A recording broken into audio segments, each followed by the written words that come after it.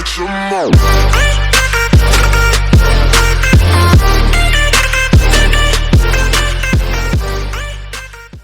Cristiano Ronaldo might just be the perfect human example of the phrase hard work pays off. And today we're gonna look at 5 lessons every upcoming footballer should learn from Ronaldo's incredible journey. And yes, hard work, dedication, never give up. We could just pick every cheesy motivational phrase and connect it to Ronaldo because essentially they're all true. But that would just be boring and too easy. So instead, we're taking it a step further to try and find something deeper from analyzing CR7's career development. Let's go. Number 1. Lead by example. First off, the word leadership can mean a lot of things in football. You can be a vocal leader, you can be the hardest working player on the team, or you can be the guy to step up and take the spotlight when the pressure is at its highest. Cristiano is arguably all those things. But above all, I can't count the amount of old and current teammates who praise Ronaldo's desire to be the best. He loves the game. He loves to train. Cristiano Ronaldo is the most professional player I ever played with. I think he's lifted his professionalism every single year and progressed. More than anything, leading by example means gaining the trust of your teammates. And while that sounds simple, you wanna be the guy your teammates can count on. And Cristiano is definitely a guy who not only works harder than anyone else, but is also not afraid to step up to take that last-minute penalty. Now, in your case, you can also lead by example even if you're not the best player in the team. But as long as your teammates respect your work ethic and attitude, well, that's ultimately all you can ask for. I had in my career so many players in love with the game, and I cannot say nobody more than Cristiano. Number 2.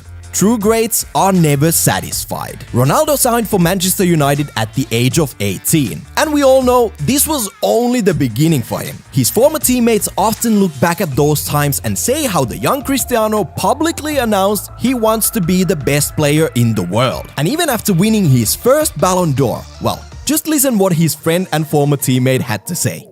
I remember when we were talking with Cristiano, when he won his first Ballon d'Or, he talked to me, he said, I have to win at least 5. The point is, Ronaldo is never slowing down. He's never satisfied. And when we talk about true greatness, you can never get comfortable with what you've achieved. And in the past, we've seen tons of players who started declining after reaching a certain level of success. But if you want to get to the level above greatness, you need to keep setting yourself new targets no matter the accolades you gather through the years. Don't take this the wrong way. It's not wrong to get satisfied. I'm not here to tell you how to live your life. But since we're trying to learn something from Ronaldo, it's worth pointing out that the mentality of refusing to be satisfied with anything ever has definitely pushed him to the next level.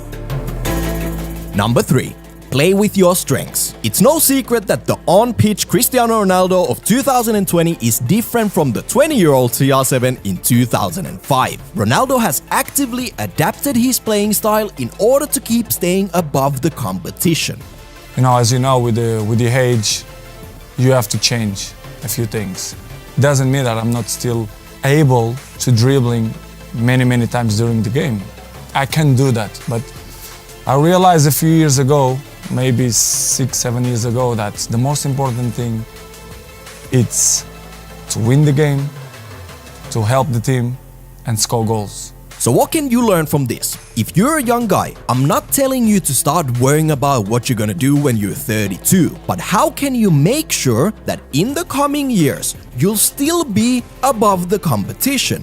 Let me give you an example. At a young age, kids who grow faster than others can oftentimes seem dominant just because of their physique, and this can result to them purely relying on their size. But later on, when the other players hit puberty and catch up on the physique, the once dominant big guys might get exposed because their one great strength is no longer giving them the edge. I'm sure you know what I'm after here. So if you, for example, suffer a difficult injury and lose a bit of your pace, what can you do to still be a key player for your team in the years to come? Try to look ahead, know your strengths, and don't be afraid to adapt. The modern CR7 is 35 years old and some argue he's better than ever. And that's because Ronaldo has learned to keep up with the times, constantly adapt, and always play with his strengths.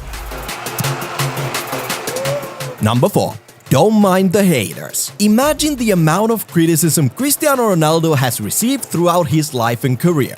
Oh yeah, it's a lot. And yes, he's a superstar with millions of followers, so of course it's a very unique situation. But too many young players give up the sport and their dream after the first major disappointments, such as not making the first team at the age of 15 or the coach putting you on the bench for 5 games in a row. In order to succeed in football, you need to have the ability to look past the negativity of others and stay laser focused in your big goal. The point is that successful players learn how to deal with negativity and all the naysayers. And the smartest players can tell the difference between haters and constructive criticism. Now, this is not an episode that teaches you how to be confident. Quite frankly, it's something every player struggles with at some point in their career. But the world of football is so competitive that you simply need to find a way to believe in yourself. And I think we can all agree Cristiano Ronaldo has that ability.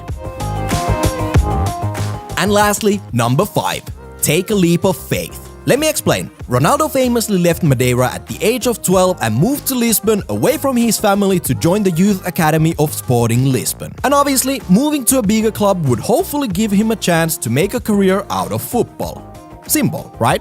Well, I'm sure you're aware that Ronaldo has oftentimes talked about how difficult this period was in his life. He was missing his family and the other kids were even making fun of his accent. And it's needless to say, for any 12-year-old, it takes a lot to leave everything behind and take a jump into the unknown. But the key here is that Ronaldo persevered. And the point I want to make here is not that you need to move to a different city at a young age like Ronaldo did in order to succeed.